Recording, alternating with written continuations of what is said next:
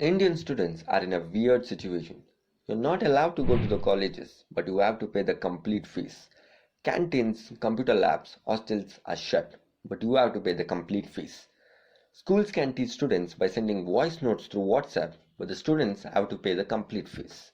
In this video, I'll be speaking about the problems of students as well as teachers.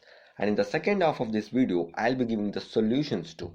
I'm Ashik GOWDA and I'll be speaking about the things which are causing problems as well as a valid solution for that.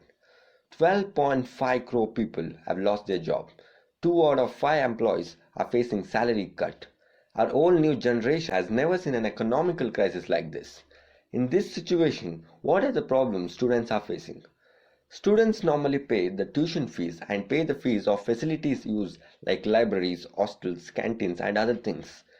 This is not a small amount. At this moment, colleges are closed and nobody knows when students are going to get back to their colleges.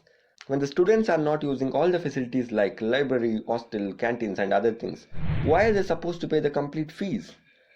Classes have been conducted online and the colleges have given the deadlines for the students to pay the fees. They are calling up the students and pressurizing them for the fees. And there are certain colleges who are claiming unless all the students pay the fees, they wouldn't be starting the online classes. Due to the lockdown, many students have come back to their native and kept their luggages in hostels. Hostels are taking money just to block the rooms for students. It means even after paying the complete fees, you have to give money just to keep your luggage. This is not just the condition of college. Even in school, junior and senior KG are also having online classes. These kids obviously wouldn't have their own phones. They would end up using their parents' phone. Yes, some rich and middle class families can afford a separate laptop or tablets for their students. But what about the villages? What about the poor class families? Some colleges and institutions are selling their own tablets and smartphones and have told students that buying their own smartphones and tablets are compulsory. Students' life is precious.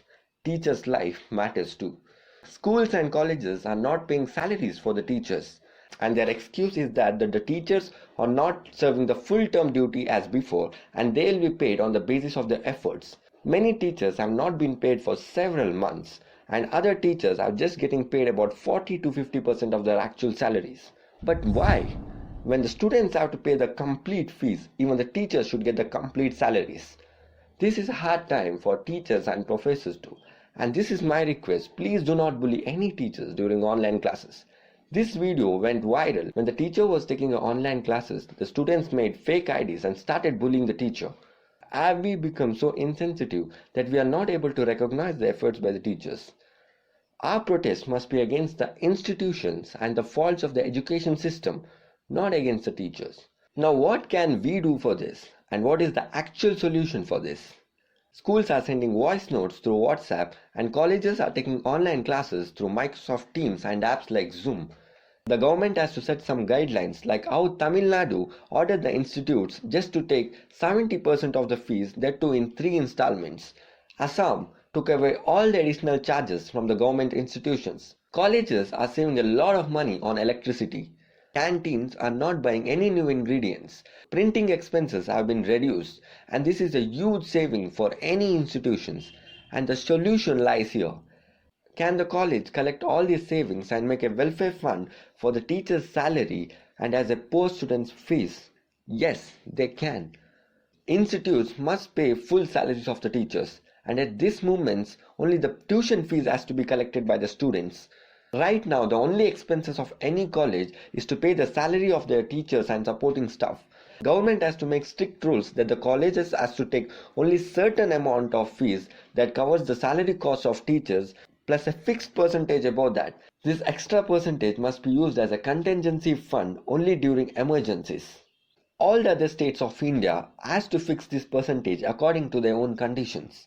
In any college, during a normal situation, allotment of a classroom must be the responsibility of the college, not the teachers.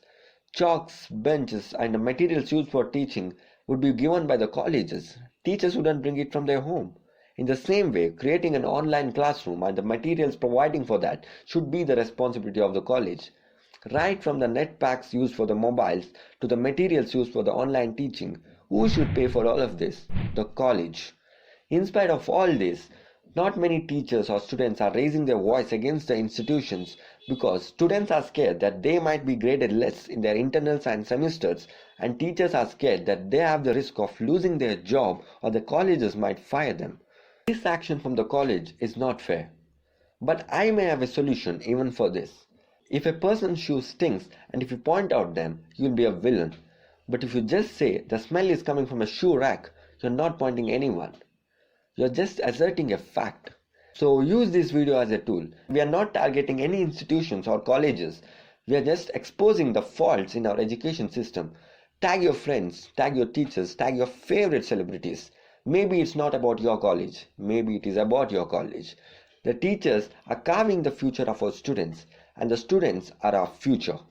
In this difficult situation, if we make education as a profit-making business, students may or may not learn the syllabus, but they'll definitely learn how to exploit capitalism.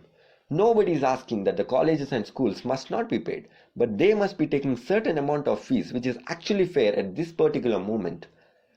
If the colleges reduces the fees, if the teachers get trained for online classes, if teachers get complete salaries, and if a parent's pressure is reduced because of this video, then it's our victory. In fact, that's your victory. And that's our target.